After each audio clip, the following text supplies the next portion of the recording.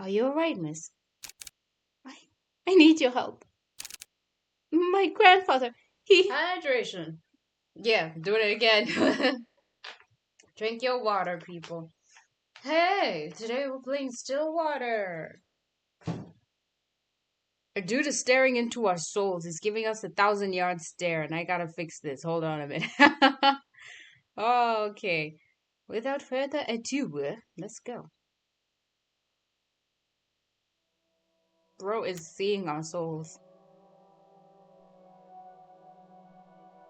This is a bit of a noir stylized game, and I felt like it. So if you're not comfortable with any of the stuff written on the screen, read, people, read.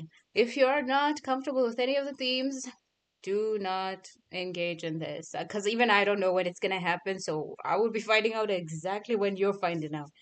Do engage with any and all of our other stuff. We got all over. We got anything and everything. Just check out any of the pretty bright colored stuff. That probably will be safe. Definitely my one recommended if you're truly into like soft things, check out Our Life. It's pretty cute. I have a playthrough of it without that. And yeah, let's go. Right into it. I'm sorry, but I can't stay here anymore, Nina. I feel like I'm going crazy. Calm down. If we can just talk about it. So many things keep happening one after the other. Every day there is this damn dripping sound. I think it was just something leaking at first, but I check every faucet, every ceiling, everything, and still, I still hear it everywhere, constantly echoing in my ears. Please, listen to me. Oh, but the water. The damn water. Water? Yes, it's everywhere. Pools of it all over the house, and every time I try to mop it up, another will appear. There's no end to it. Oh, but it's at night. It's at night when it comes. What are you talking about? I hear someone or something walk along the hallways at night. Maybe it's just my grandfather. No, Nina, no, it's not him. I thought it was, but it's not. But I've seen it! That thing! Huh? I only glimpsed it once. But I'm more certain that thing was not your grandfather. Ever since that night, I will lock my door and pray it will walk past my room. My dog also prays it doesn't get to you, ma'am. He's yelling outside. I hope he just barked. I wonder if you heard that. I don't know what's going on, but I swear it just keeps walking. Always walking on pools of water. Sometimes I hear them randomly. The steps are erratic and faint, but I can still hear them. It was just this steady pace up and down the halls. But I think recently it's no longer like that. What do you mean? Every morning, I follow to see where the wet footsteps lead. It walks towards something, more clearly than before. It walked down the halls, climbed the stairs, and turned corners. All of it I followed. Eventually, the trail would come to a stop. And it would all stop right by your grandfather's room. His room? If this is some sick joke to scare me away, then please stop. It's not a joke, Nina.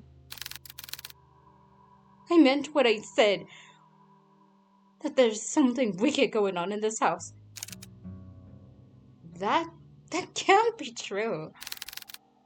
I know this is a lot, but you have to believe me. I can't stay here any longer. I'm sorry, Nina.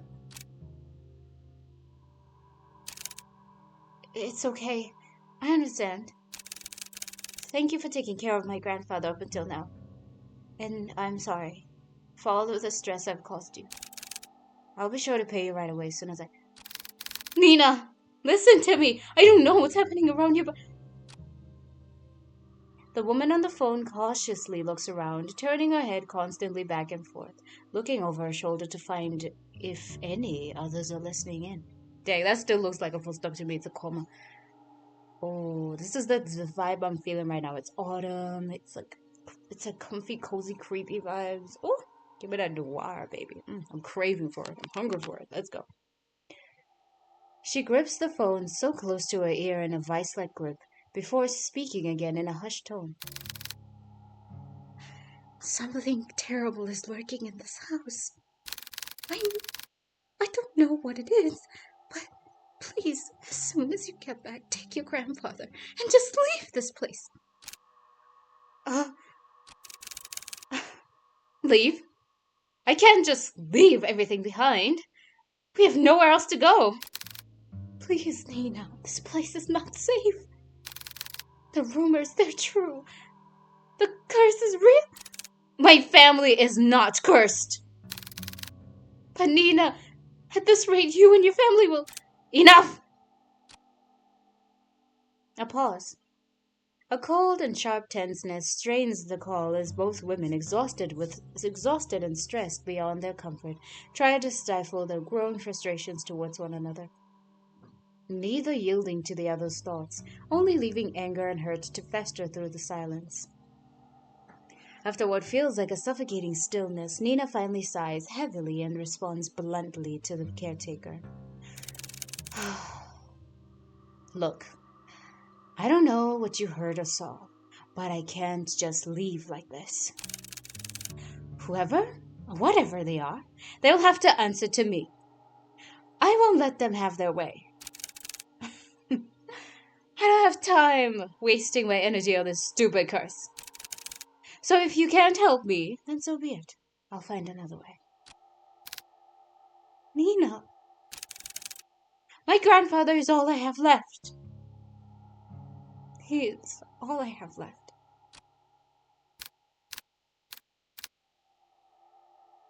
Oh, still creepy. Oh my god, look at that. Oh, I did see this. Oh my god. This is listening to you. Diner, 7 a.m. Amid a foggy morning, there sits a man by the corner of a booth. He drinks black coffee and depending on his mood, occasionally orders a donut. And today, it was just black coffee. Ugh. I swear I've never seen that amount of paperwork in my life. A freaking mountain worth of it. You're a valuable member of our team, Hugo. My foot.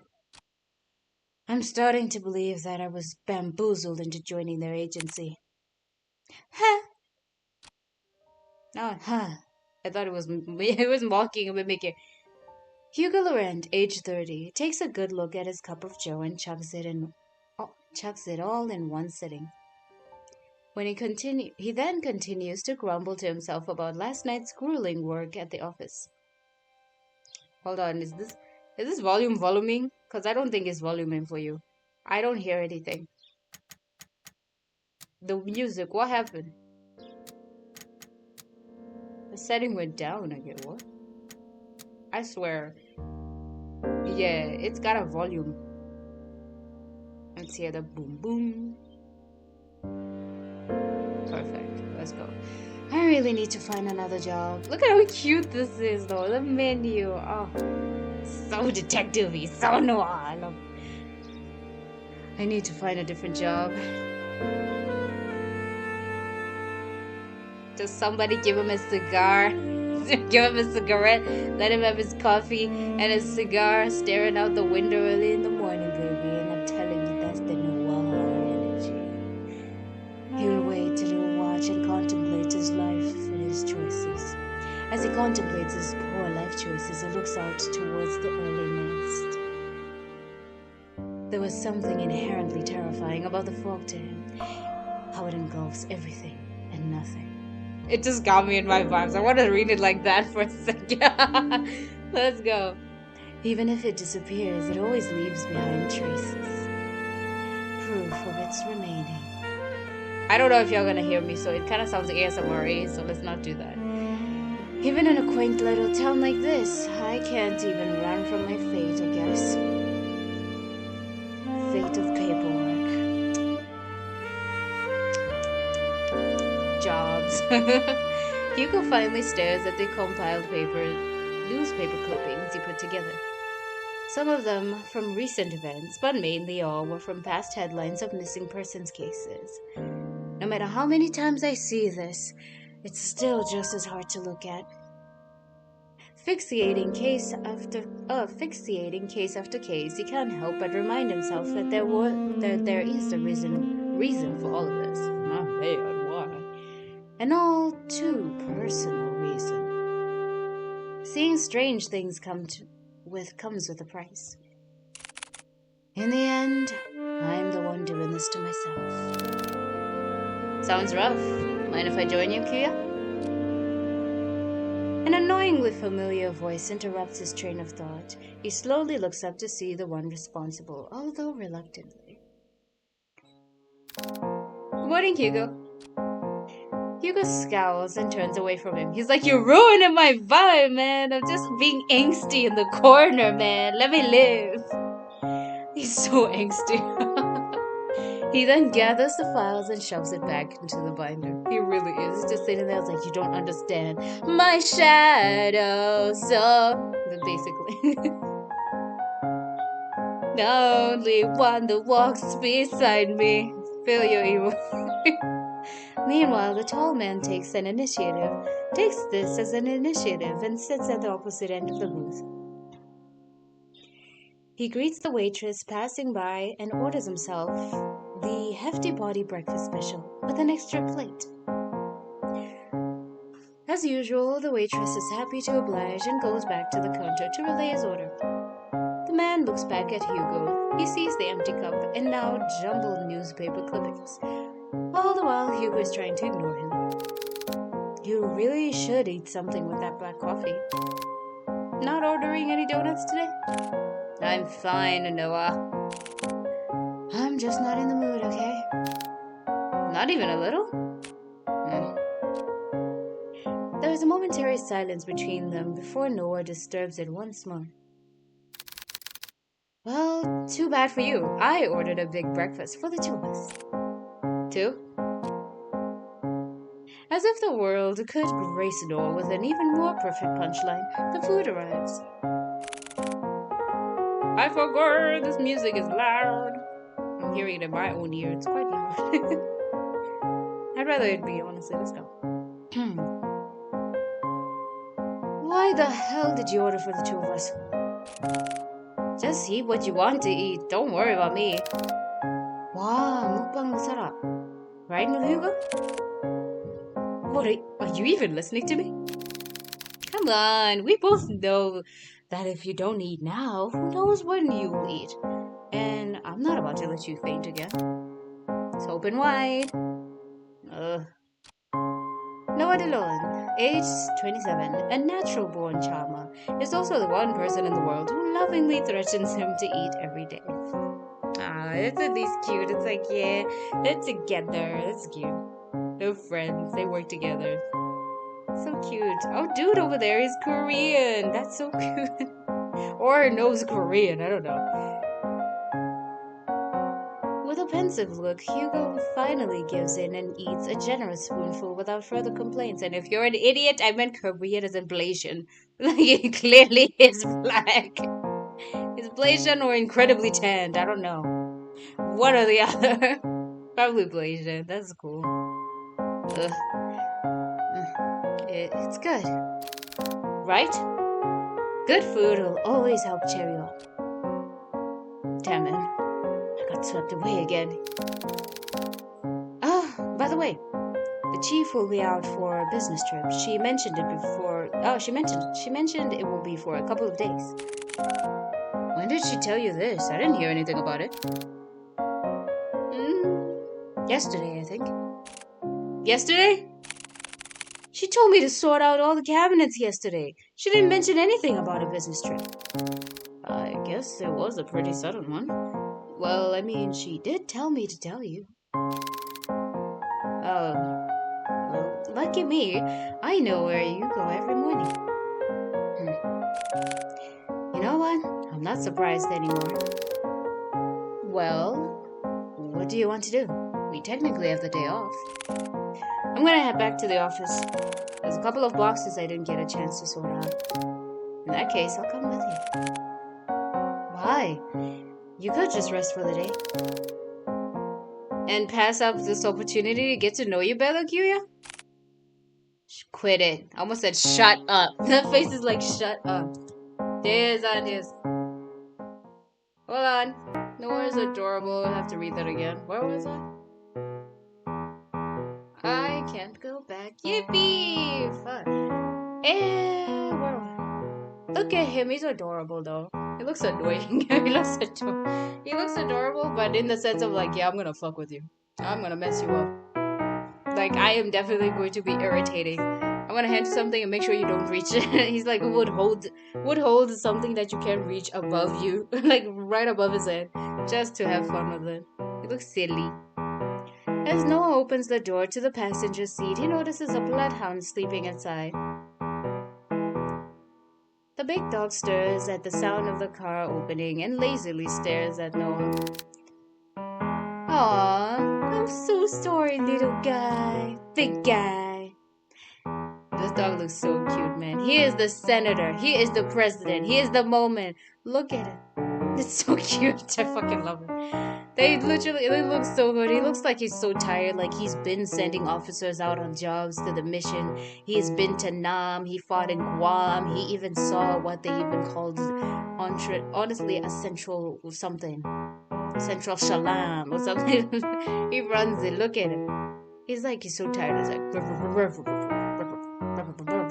like he genuinely, he is the captain. He is the moment. He is our super dog. He is the kryptonite to stupidity. This dog genuinely gives that vibe.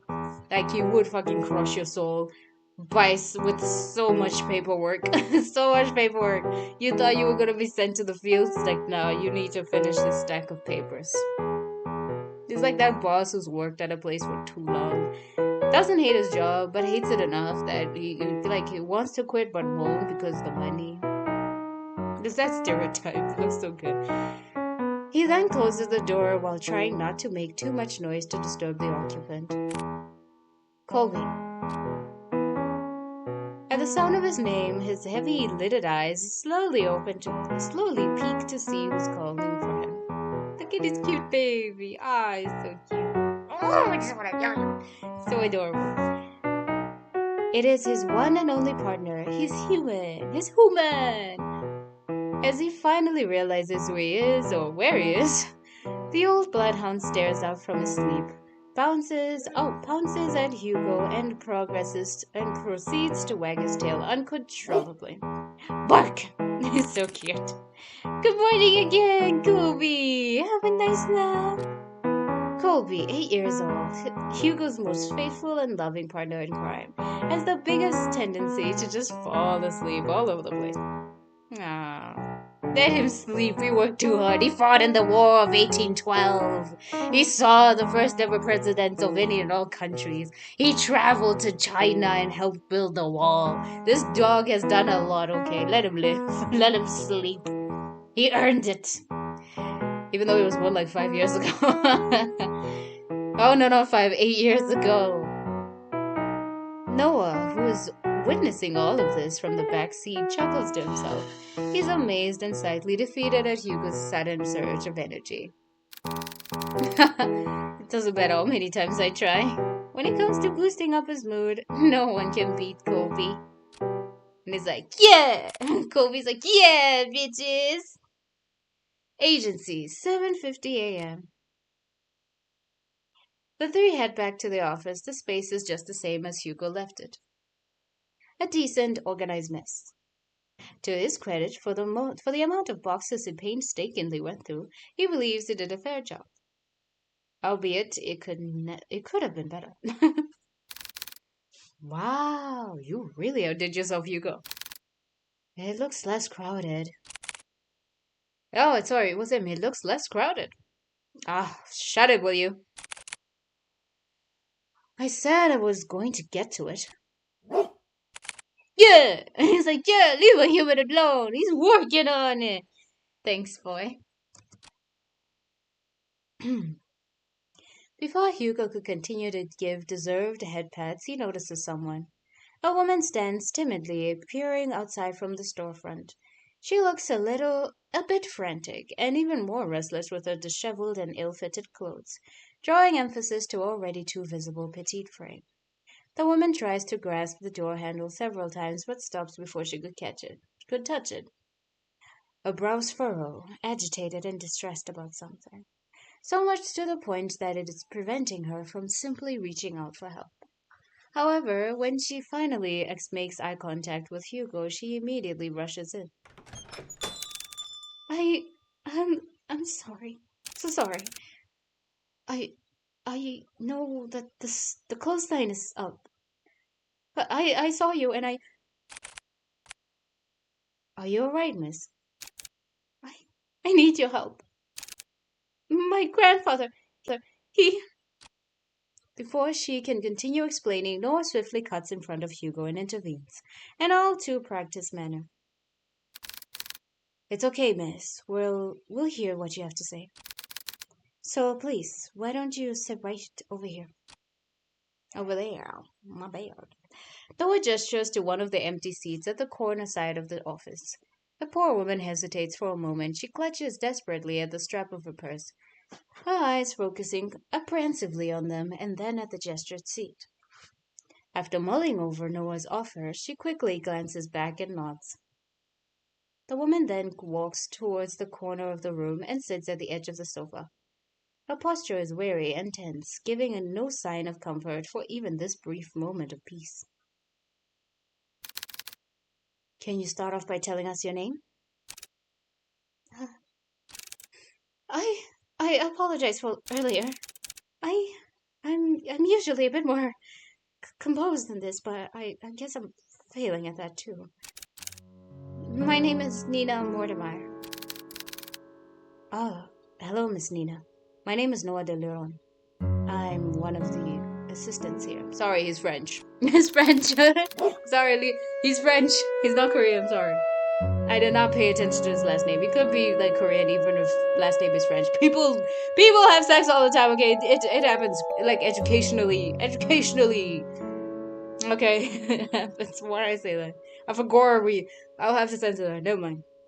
Probably not. Let's move on. That big guy next to you is our other lovely assistant, Colby.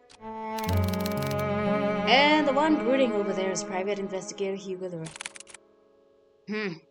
I'm not brooding, I'm just tired. And our chief is away on business, but I think we can still accommodate you.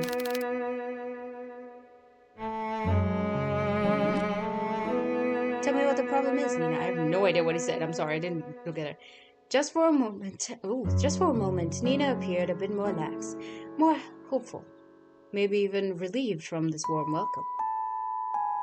However, she once again tenses up. The guilt and shame come rushing back to her, visible by the crease of her brow as she once again realizes why she's here. I need help watching over my grandfather tonight. Tonight?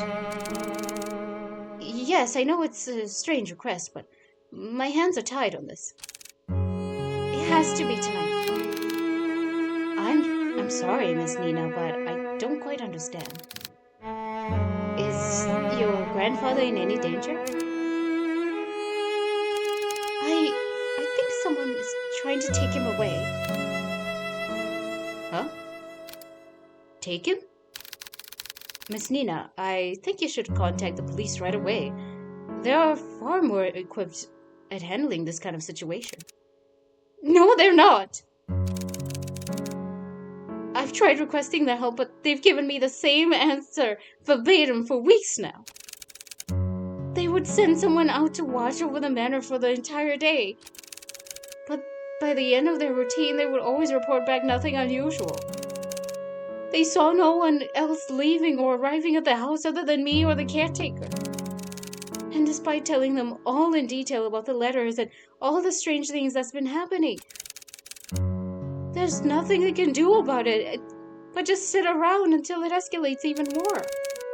I can't wait any longer. Any more than this, then it'll be too late.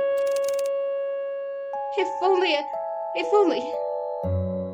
If only I knew who Lois was. Lois? She lets out a gasp, her hands stretched over to cover her mouth, realizing she had said too much so carelessly.